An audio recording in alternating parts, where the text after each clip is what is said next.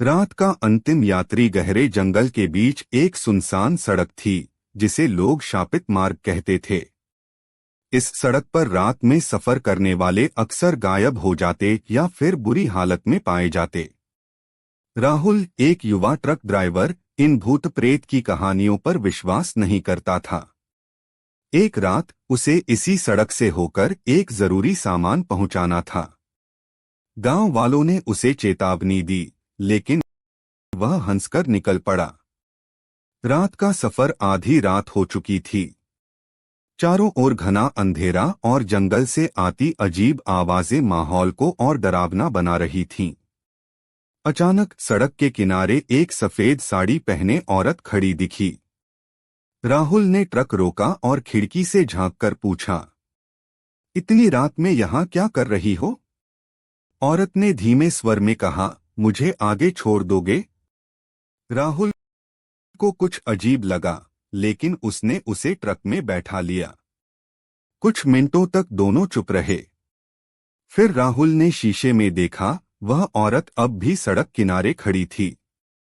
लेकिन अगर वह वहीं थी तो उसके पास कौन बैठा था? उसका खून जम गया। उसने झटके से ट्रक रोका और जब पीछे मुड़कर देखा तो सीट खाली थी। डरावनी हंसी राहुल तेजी से ट्रक चलाने लगा। उसकी सांसें तेज थीं, दिल जोर जोर से धड़क रहा था। तभी ट्रक के अंदर किसी के हंसने की आवाज आई, एक डरावनी गूंजती हुई हंसी। टॉर्च जलाकर उसने शीशे में देखा, वह औरत अब उसकी बगल में बैठी थी। उसका चेहरा सड़ागला और आंखें गहरी काली थीं। ट्रक अचानक बंद हो गया। राहुल ने चीखने की कोशिश की, लेकिन आवाज नहीं निकली। वह हिल भी नहीं पा रहा था।